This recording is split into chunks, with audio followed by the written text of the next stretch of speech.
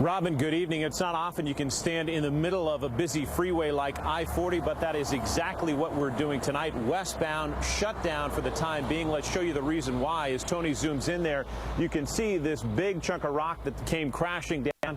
It stretches about 30 feet in height and is fairly wide, a couple of car lengths wide, and sent some boulder-sized rocks crashing down onto the side of the freeway. Fortunately, no injuries. Let's set the scene here from a map. You can see exactly where we are. We're standing just a few miles from the North Carolina line here at mile marker 450 between Hartford and Waterville Road exits.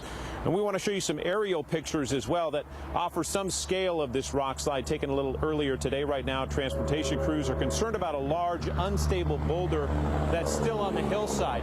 Now, you can hear truck traffic rolling in the background as well as cars. That's because the eastbound lanes are open. They're doing fine. They haven't been affected by this, just the westbound lanes.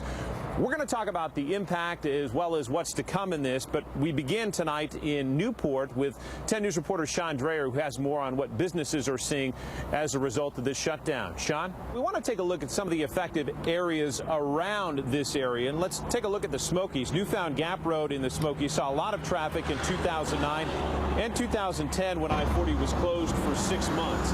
National Park officials say they are prepared to deal with an increase in traffic this time around. They also say travel through the park is usually lighter at this time of year for obvious reasons, not as many tourists. But they do have a warning for commercial vehicles like tractor trailers.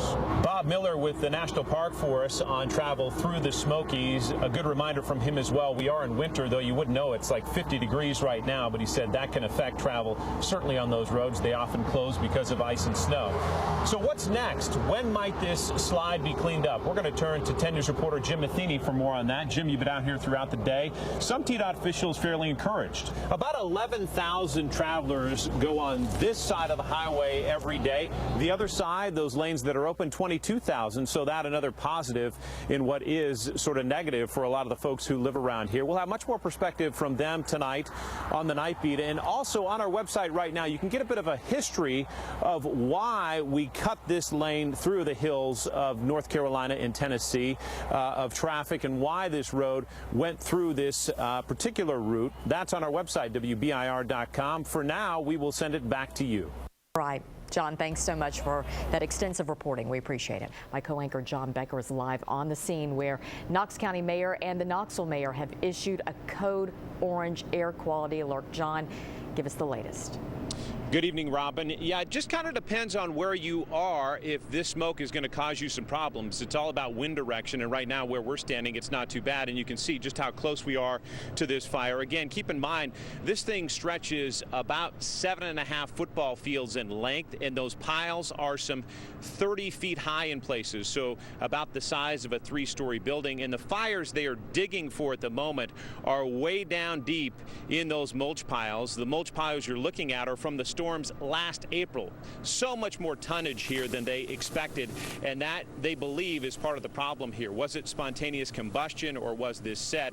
There's still no cause at the moment, but that's some perspective on where the fight is some 30 hours in to what is a very stubborn fight, Robin. There are new environmental concerns tonight as well. Third Creek Greenway and Third Creek River just runs right through the side of this, and that is one particular concern because overflow from the firefight here is sending some contaminated water into that creek and causing a fish kill. That's what we're hearing from firefighters.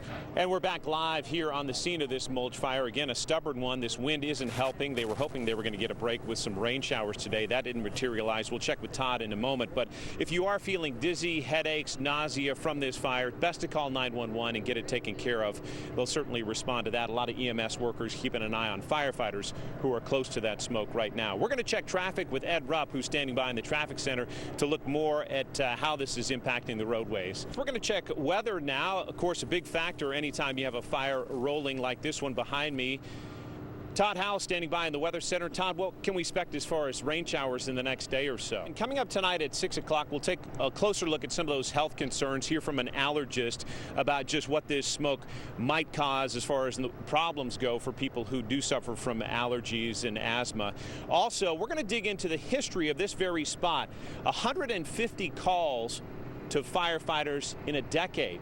We're looking into those statistics that are associated with the very spot where there's a fire burning behind me. Again, the latest news, Robin, out of here today, those environmental concerns, not just the smoke around, but also what the runoff is doing to wildlife in Third Creek. We'll send it back to you for now. Becker back live at the West Side Y pool, and I will tell you, Robin, that you can only do live shots for so long and watch kids behind you in the pool on a 100-degree day before you've got to get in yourself. So that's what we're doing.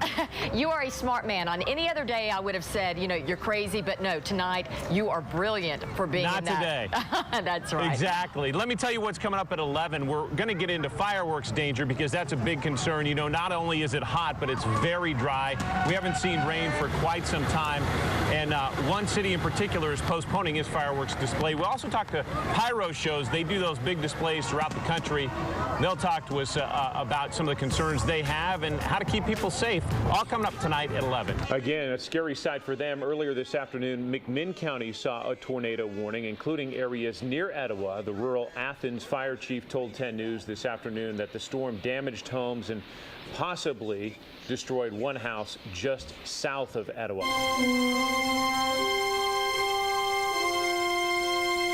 Each week, we look at the lives and life challenges of East Tennessee veterans, and today we look at an East Tennessee-based group expanding its mission to help children of deployed troops. It's called GI Josh, and founder Dr. Randy Lang joins us with more about it, and you brought a friend as well. Yes, we did. This is actually Josh. Yeah. And let's talk about the genesis of the Josh program. Josh and friends started, you want a tummy rub, don't you? I know you do.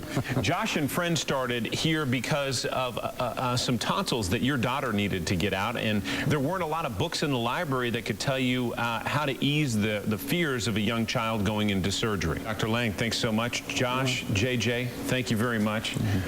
He's all stressed out. He is really stressed out. We'll be back right after this.